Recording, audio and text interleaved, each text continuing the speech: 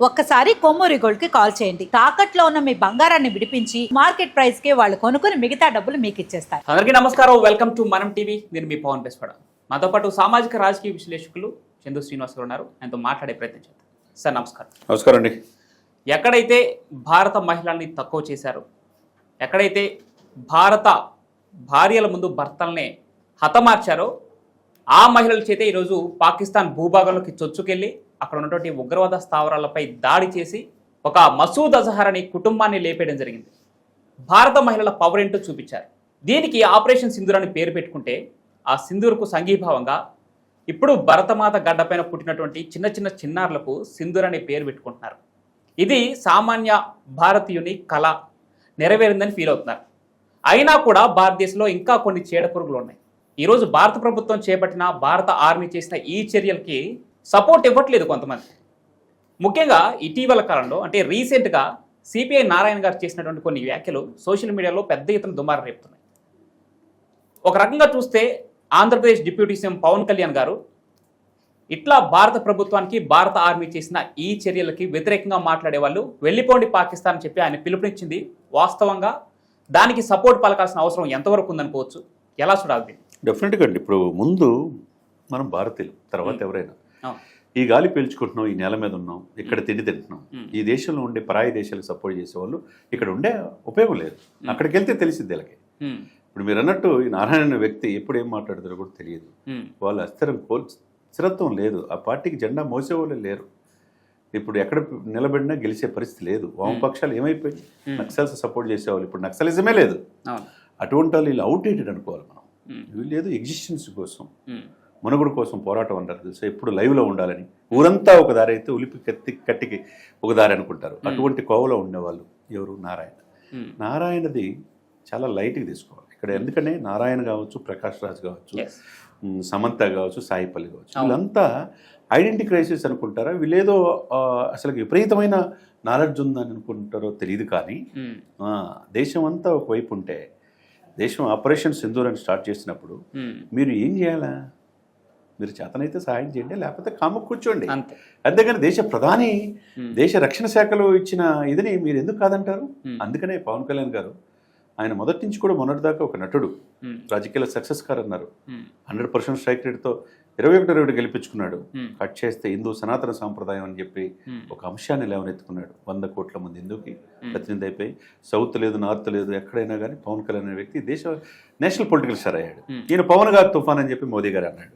Cut చేస్తే ఇప్పుడు ఉన్నట్టు మాట్లాడే నిఖాల్సైన రాజకీయ నాయకుడు. అది గట్స్ ఉండాలా. 29 రాష్ట్రాల్లో ముఖ్యమంత్రులు ఎవరికి లేని గట్స్.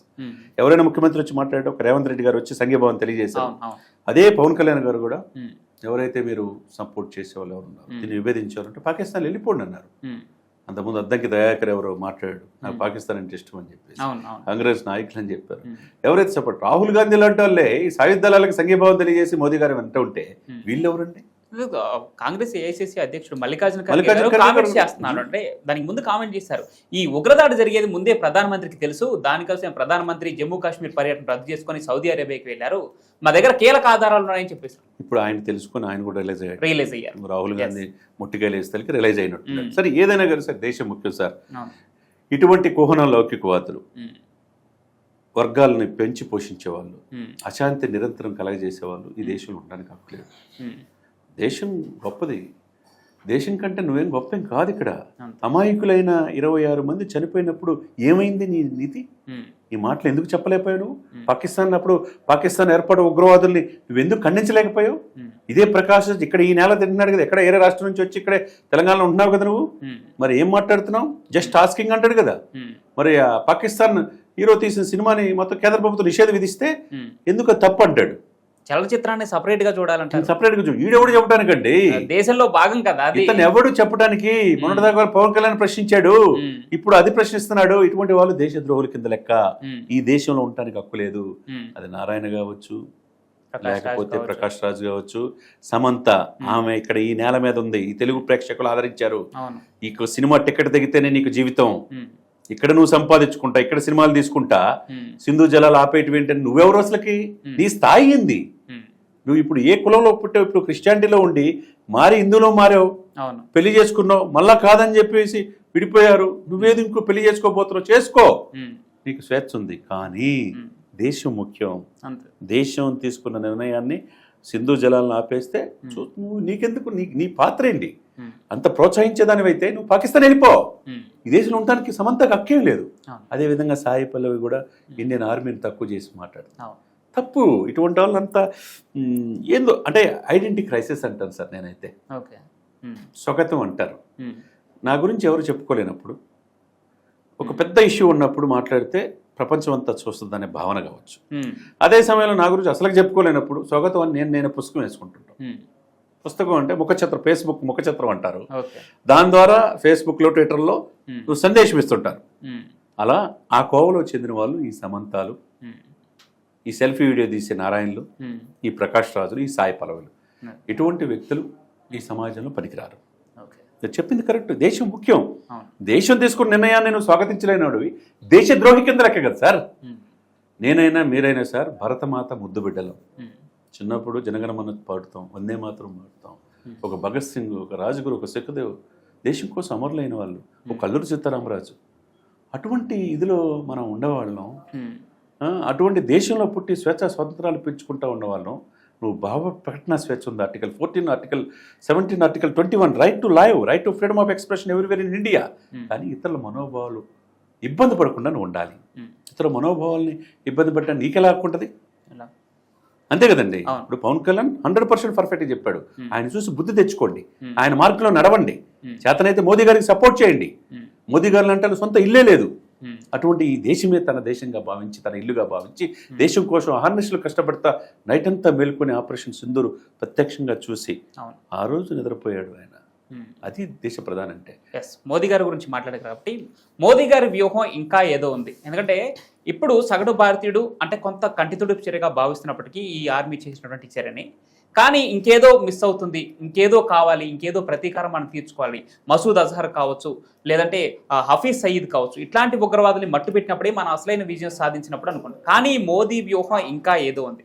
ఎందుకంటే కొన్ని సెన్సిటివ్ ఇష్యూలు చూసినప్పుడు అయోధ్య రామ మందిరం కావచ్చు, 370 ఆర్టికల్ కావచ్చు, ఇట్లాంటి విషయాల్లో మూలాల్ని పెకిలించి ఆ సమస్యకు పూర్తి పరిష్కారం చూపిన నాయకుడు ప్రధాని మోదీ.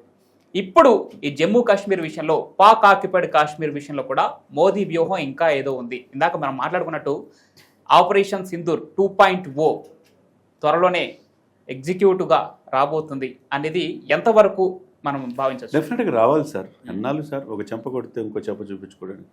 పవన్ కళ్యాణ్ గారు అని చెప్పాడు, చెంప కొట్టిన సంస్కృతి మహాత్మా గాంధీ చెప్పినట్టు కుదరదు. సహనం అంటే చంపుకుంటా పోతే మన భారతీయ పౌరులను చూస్తూ ఉండాలా? హిందువులు అని చెప్పి బట్టలు ఎప్పదీసి చంపితే చూస్తూ ఉండాలా అని చెప్పి అన్నాడు. కాబట్టి మీరు ఎక్కడున్న ఉగ్రవాదులు ఎక్కడ దాగినా తీసుకొచ్చి బయట లేపేయాలని చెప్పాడు. అది ఈ దేశం గొప్పతనం. అటువంటి వ్యక్తులు ఉండాలా. మీరు అన్నట్టు 370 ఆర్టికల్ కావచ్చు, వ్యూహాత్మక ఉన్నాడు ఆయన. ఎక్కడ కూడా చూడండి, యూకే ఇప్పుడు నిన్న అగ్రిమెంట్ కూడా చూసుకోండి, బైలాటరల్ రిలేషన్స్ ఈ యొక్క ట్రీటీ అగ్రిమెంట్ కూడా జరిగింది. ఈ సిచ్యువేషన్స్లో కూడా ఇంకొక స్పేస్తో సమావేశం అయిపోయింది. విజన్ 2047తో కూడా మాట్లాడాడు. అమరావతి రాజధాని ప్రారంభోత్సవం కూడా వెళ్ళాడు. ఎక్కడ కూడా ఆయనలో కనపడిందా? లేదు. అదే ఇదే ఆపరేషన్ సింధూర్ స్టార్ట్ చేశాడు, అయిపోయింది, కొట్టేశారు. సింధు ఆపరేషన్ సింధూర్ 2 వచ్చిన ఈ నైట్ మీరు అన్నట్టు అంతర్జాతీయ స్థాయిలో నిద్ర లేకుండా చేస్తున్న పాకిస్తాన్ ప్రేరేపిత ఉగ్రవాదులు ఈ సమాజంలో ఈ భూమి మీద ఉండడానికి వీల్లేదు. అది పాకిస్తాన్ భూభాగం అయినా ప్రపంచంలో ఎక్కడైనా అంటే అది లేపే సామర్థ్యం భారతదేశ సైన్యానికి ఉంది. డెఫినెట్గా ఈ అంతర్జాతీయ ఉగ్రవాదులు మోస్ట్ వాంటెడ్ క్రిమినల్స్ ఈ రోజు రేపు అంతే, ఒక రోజు అటు ఇటు. దిస్ ఈస్ రైట్ టైం వాళ్ళందరినీ లేపేయడానికి. అసలు అంటే దేశంలో ఇప్పుడు ఇందాక మనం మాట్లాడుకుంటే సిబి నారాయణ కావచ్చు, ప్రకాష్ రాజ్ కావచ్చు, ఇంకా సామాన్య మానవులు కావచ్చు, ఏ సెలబ్రిటీ కావచ్చు, ప్రజాప్రతినిధులే కావచ్చు, భారత ప్రభుత్వం కానీ భారత ఆర్మీ కానీ తీసుకునే ఈ చర్యలకు సపోర్ట్ చేయాలి, లేదంటే కూర్చోవాలి. అంతే, ఎవరైనా చేయాల్సినటువంటి అది ప్రధాన కర్తవ్యం. అది కాకుండా ఆర్మీకి వ్యతిరేకంగా మాట్లాడి భారత ప్రభుత్వం ఇప్పుడు తీసుకుంటున్న చర్యలకు వ్యతిరేకంగా మాట్లాడే వాళ్ళకి ఏం చెప్తారు ఫైనల్గా? డెఫినెట్గా సార్, ఈ దేశంలో ఉండడానికి హక్కు లేదు సార్. ఇప్పుడు రేవంత్ రెడ్డి గారు కూడా చాలా నిజాయితీగా పనిచేస్తున్నాడు, ఉగ్రవాదాన్ని వ్యతిరేకంగా ఉన్నాడు. ఎవరైనా కానీ పోస్టులు పెట్టిన వాళ్ళని నిర్దాక్షిణ అరెస్ట్ చేయమని చెప్పి Correct, పోలీసులకు ఆదేశాలు జారీ చేశారు. సోషల్ మీడియాలో తప్పుడు ప్రచారాలు చేస్తే సంఘీభావం తెలియజేశాడు. ఉమ్. ఇట్లా ఉండాలా. ఉమ్. అదే విధంగా పక్కన ఉన్న రాష్ట్రంలో పవన్ కళ్యాణ్ గారు లాగా ఉమ్. జాతీయ భావజాలంతో ఉండాలా. అవును. భారతదేశం అంటే నా దేశం, నా ఆత్మ. ఉమ్. నా సోదరులు మధుసూదను చంపేసినప్పుడు వాళ్ళ భార్య పక్కనుండే బుల్లెట్తో చంపేసినప్పుడు వాళ్ళ బిడ్డల పరిస్థితిని ఆలోచించారు ఈ దుర్మార్గులు. ఉమ్. బట్టలు ఇప్పదీసి అంటే మీరు మీ వాళ్ళు అయితే వదిలేస్తారా, హిందువులు అయితే చంపేస్తారా? ఉమ్. మన భాగంలో వచ్చి ఉమ్. పాల్గాంలో వచ్చి చంపేసి ఎంతవరకు సమంజసం? ఇటువంటి వ్యక్తుల్ని చూస్తా ఊరుకోవటానికి ఎంతకాలం సార్ మనం సహించాల్సింది? కాబట్టి వీళ్ళని ఎవరైతే ప్రోత్సహించే వాళ్ళో ఈ గాలి పీల్చుకోవడానికి హక్కు లేదు, ఈ నేల మీద ఉండడానికి అసలు హక్కే లేదు, ఈ తిండి తినడానికి అస్సలకి లేదు. మీరు వెళ్ళిపోండి, పాకిస్తాన్లో వెళ్తే అక్కడ తెలిసిద్ది మీకు తిండి దొరక్క మీరు ఉండటానికి లేక ఎప్పుడు బతుకుతారో లేదో చచ్చిపోతారో లేదో తెలియని పరిస్థితిలో ఉంటారు. కాబట్టి ఈ సో కాల్డ్ ఈ సూడో సెక్యులర్ వాదులందరూ కూడా ఈ దేశాన్ని దేశద్రోహం కేసులు పెట్టి వీళ్ళని లోపలేయాల్సిన బాధ్యత ఆయా ప్రభుత్వాలు. సార్, ఇక్కడ ఇంటి దొంగని ఈశ్వరుడైన పట్టుకోలేడని ఒక సామెత ఉంది మనకి. అయితే ఇండియాలో ఉన్నటువంటి ఆ స్లీపర్ సెల్స్ని స్లీపర్ సెల్స్ని శత్రుదేశం పైన దాడి చేయడం ఒక ఎత్తు అయితే లోపల ఉన్న దొంగల్ని పట్టుకోవడం మరొక ఎత్తు. సో భారత ప్రభుత్వం ముందుగా ఎలాంటి చర్యలు ఉండబోతున్నాయి అనుకోవచ్చు? ఇప్పటికే పాక్ పౌరుల్ని కొంతమందిని తరిమివేయడం జరిగింది, ఇంకా ఎలాంటి చర్యలు తీసుకోబోతుంది అనుకోవచ్చు? ఈ బాధ్యత నేషనల్ ఇన్వెస్టిగేషన్ ఏజెన్సీ చూసుకుంటుంది. తర్వాత రీసెర్చ్ అండ్ అనాలిసిస్ వింగ్ ఇవన్నీ కూడా ఇంటెలిజెన్స్ బ్యూరో వాళ్ళు చూసుకుంటున్నారు.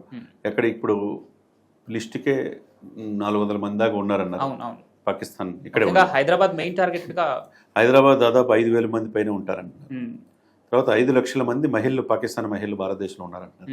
అది ఇక్కడ హైదరాబాద్ కావచ్చు, మహారాష్ట్ర కావచ్చు, లేకపోతే వెస్ట్ బెంగాల్ కావచ్చు. మరి ఇటువంటి ప్లేసుల్లో ఉన్న వాళ్ళందరూ రోహింగ్యాల రూపంలో వచ్చి ఉన్నారు. పాకిస్తాన్లో వచ్చి ఇక్కడ పెళ్లిళ్ళు చేసుకుని ఇక్కడ బిడ్డల గంటానికి ఇక్కడ ఉన్నారు, భర్తలు పాకిస్తాన్ వెళ్ళిపోయారు. ఇది వ్యూహాత్మకంగా 2-3 కాదు 5, 10 మందిని కూడా కన్నా ఇది ఉంది.